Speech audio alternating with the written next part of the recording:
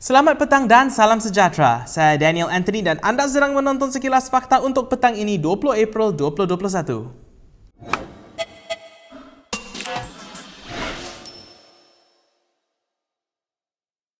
Orang Melayu sudah mula menunjukkan rasa marah kepada istana gara-gara pelaksanaan darurat di negara ini. Perkara itu dinyatakan oleh bekas Perdana Menteri Dr. Mahathir Mohamad di luar pagar Istana Negara pada hari ini. Kemarahan itu kita dapat ikuti dalam social media. This is very unusual for the Malays to go against their own rulers.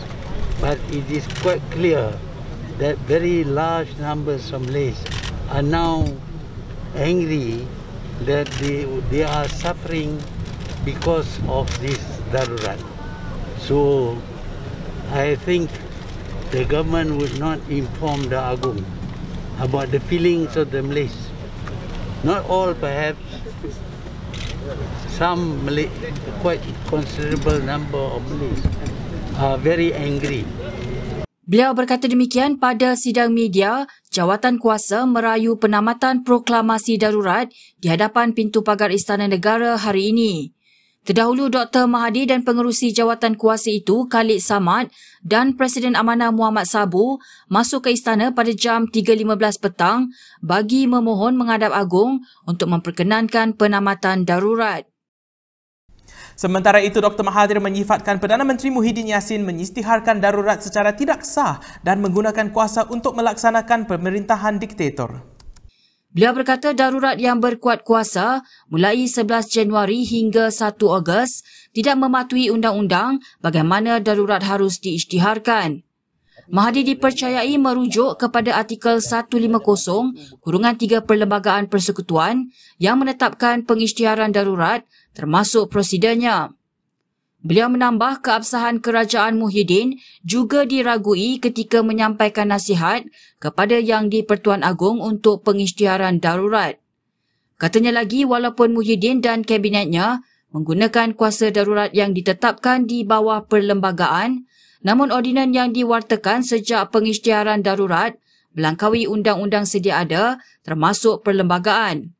Ini termasuk perlindungan kepada Muhyiddin dan kerajaan daripada tindakan undang-undang termasuk tuntutan saman dan pendakwaan. Sekiranya anda menyukai laporan Kini TV, anda boleh menyumbang pada pautan yang kami sertakan di bawah supaya kami boleh menghasilkan lebih banyak kandungan yang berkualiti untuk anda. Berita seterusnya, terkesan dengan dakwaan pencara kanan Universiti Utara Malaysia, Kamarul Zaman Yusof, anggota Parlimen Bukit Mertajam Steven Sim membuat keputusan untuk mengambil tindakan undang-undang. Dalam satu hantarannya di Facebook, Sim berkata, ia susulan tindakan Kamarul yang didakwa melemparkan tuduhan tidak berasas berterusan. Terdahulu kontroversi bermula apabila Kamarul menyenaraikan pelbagai kerja amal Sim dan memberi peringatan kepada umat Islam supaya berhati-hati menerima bantuan daripada mubalik Kristian. Ini selepas Sim membantu seorang pemuda yang bekerja sebagai penghantar makanan dengan menghadiahkan sebuah motosikal dan menjadi tular di media sosial. Sim sebelum ini melahirkan rasa sedih atas dakwaan Kamarul dan menegaskan tugasnya sebagai wakil rakyat adalah membantu masyarakat tanpa mengira kaum dan agama. Jabatan Komunikasi Komuniti ataupun lebih dikenali sebagai JCOM menafikan dakwaan agensi itu ada menggaji seorang individu dengan bayaran RM15,000 setiap bulan. Ini susulan pengakuan seorang individu dalam satu video yang tular dalam media sosial. Dalam klip video berdurasi 1 minit yang tular semalam, seorang lelaki kelihatan dimarahi oleh seorang lelaki lain. Untuk menjelaskan keadaannya, lelaki terbabit mendakwa dia perlu menjalankan tugasnya seperti yang dikehendaki kerana sudah dibayar oleh JCOM sebanyak RM15,000. Dalam satu kenyataan, JCOM menafikan lelaki yang membuat pengakuan itu adalah kaki tangan mereka dan tidak terbabit dalam video yang dimuat naik di Facebook itu. JCOM yang sebelum ini dikenali sebagai JASA didakwa menjadi alat propaganda politik dan menerima peruntukan besar dalam belanjawan sebelum ini.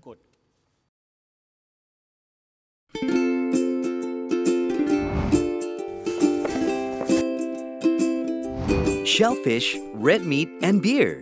If you love indulging in these foods, you may end up with high uric acid level in your blood. These foods consist high level of purine, a substance that will eventually break down into uric acid and be excreted through our urine. It is recommended that the amount of dietary purines should be kept between 600 to 1,000 milligrams per day.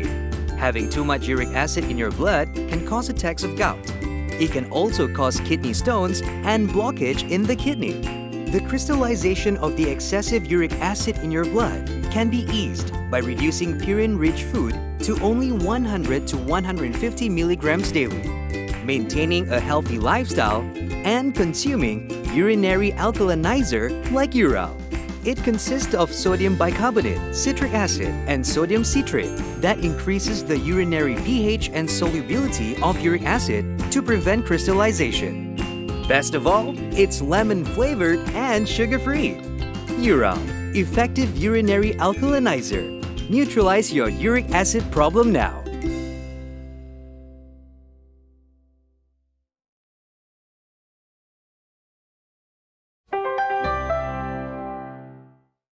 Jabatan Kesihatan Perak menyiasat dakwaan kompaun RM1,500 yang dikenakan terhadap beberapa pelajar di Kolej Matrikulasi di negeri itu. Ini susulan pelajar terbabit tidak memakai pelitup muka di kawasan kampus. Semalam, beberapa pelajar Kolej Matrikulasi Perak mendedahkan di Twitter mengenai tindakan pegawai kesihatan mengeluarkan kompaun semasa datang menyiasat kes keracunan makanan di sebuah kafe di situ. Siapan berkenaan turut disertakan dengan gambar kejadian dan kapsion yang mempersoalkan jumlah denda tersebut. Menjawab siapan itu, Ketua Pengarah Kementerian Kesihatan Dr. Nur Hisham Abdullah berkata, Jabatan Kesihatan Perak akan segera menjalankan siasatan mengenai perkara itu. Sementara itu, Ahli Parlimen Muar Syed Saddiq Syed Abdul Rahman dalam ciapannya turut mempersoalkan tindakan itu yang disifatkan berat sebelah. Pergerakan rentas negeri bagi tujuan pekerjaan, perubatan dan pendidikan hanya dibenarkan pada Isnin hingga Khamis. Kenyataan itu dibuat oleh Timbalan Ketua Polis Negara Akril Sani Abdullah Sani. Dalam satu kenyataan, beliau berkata, pergerakan rentas negeri melibatkan ketiga-tiga kategori tidak dibenarkan pada Jumaat hingga Ahad. Katanya ia sebahagian langkah mengetatkan pergerakan rentas negeri berikutan peningkatan kes COVID-19 di negara ini. Bagi rentas negeri untuk tujuan kecemasan dan kematian, hanya boleh melibatkan ahli keluarga terdekat iaitu ibu bapa, anak serta adik-beradik. Kata Akril, pergerakan rentas negeri bagi tujuan sosial seperti menghadiri kenduri perkahwinan dan apa-apa jenis majlis lain adalah dilarang. Berikut beberapa lagi ringkasan berita untuk hari ini.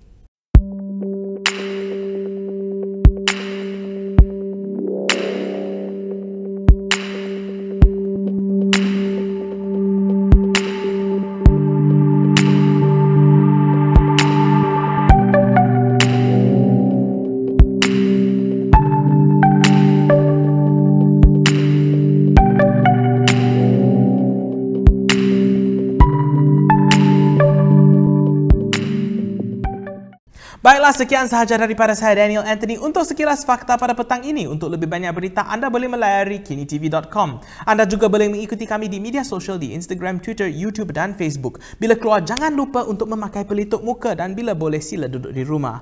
Saya Daniel Anthony, salam hormat dan jumpa lagi.